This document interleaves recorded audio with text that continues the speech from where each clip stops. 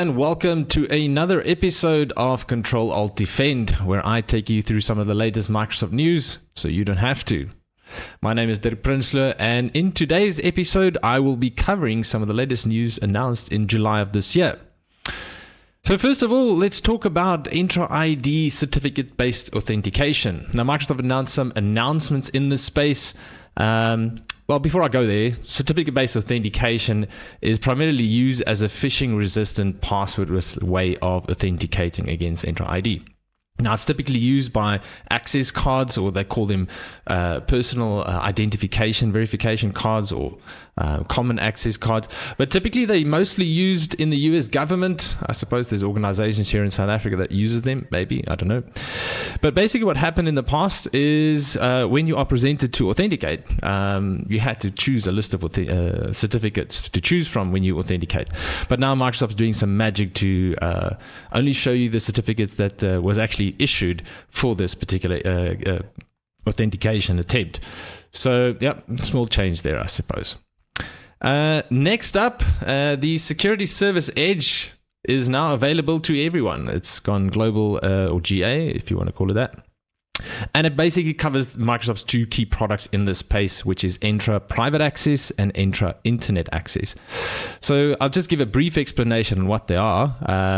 Entra Private Access, think of this as a modern, secure way for employees to access their company's internal apps and resource, obviously, without needing a traditional VPN. I mean, VPNs always, makes things slower, but it's like having a special secure tunnel that connects you directly to your company's private apps, no matter where you are or what type of device you are using. And this makes it easier and safer for remote workers, right? Sticking with Microsoft's Zero Trust, specifically around the least privilege, right? Only making sure that you've got access to the apps you should have access to. Entra Internet Access, this is like a super gateway for all internet traffic for your organization, and it ensures that employees can safely access the internet and access things like M365 and other SaaS applications without running into malicious sites or threats. All right, so that's gone GA. What's new in Defender for Identity? Microsoft announced some new detections. I think there's a list of about 6 or 7. I'll leave the link in the description, but I thought I'll just mention 3 key ones here. So they're now able to detect possible NSYNC attacks. So NSYNC is a module of Mimikatz, of course, which basically requests the password hash of a target's device by pretending to be a domain controller. So we can detect that now. Possible takeover of Microsoft Entra Seamless SSO account objects, as well as some suspicious LDAP queries, right? Then moving over to the Microsoft XDR portal, some new UI enhancements to the incident and alert queue pages. You can now reorder columns, right? In the incidents and alert queues by clicking on the customize columns button. Interestingly, I would have imagined that you can actually start dragging columns left and right as you would do in typical tables. I suppose that may be coming, but hey, at least we can, select a button and move things around. Small things, I suppose. Since Defender for Clouds alerts are now also being filtered as part of this unified XDR platform, you can now also filter on alert subscription IDs if you've got more than one subscription. So you can then filter on that. Another change in the UI is if you are doing critical asset management in the XDR portal, if any of those critical assets found is being part of an incident, they will now be tagged as a critical asset. Right, some visual indications there. Cool, moving over to Microsoft's Defender for Office 365. Microsoft announced this new bulk senders insight tool, right? It's a tool that is designed to help admins manage bulk email policies more effectively. And what it does is it really offers some real-time simulations to identify the optimal, what they call bulk compliant level, or complaint level rather, BCL, and also obviously potential false positives and false negatives based on user preferences. Cool. So go have a look. You can actually access that in the report section of the XDR portal. So if you look under email and collaboration, it should be popping up there very soon.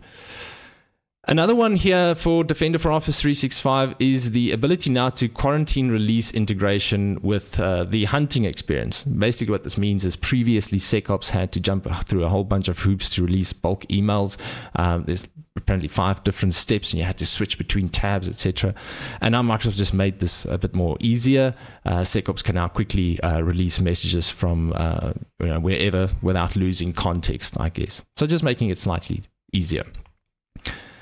And then lastly, Microsoft Sentinel. So we all know that Microsoft Sentinel has now kind of been moved towards this unified platform. And, previously in the traditional Azure, if I can call it that, or Azure Sentinel, or Microsoft Sentinel rather, playbooks was there, and we can create playbooks, and we can run those playbooks when we do incident investigations on demand. Or you can have an automation rule, obviously, that automatically executes the playbook upon certain incident detections.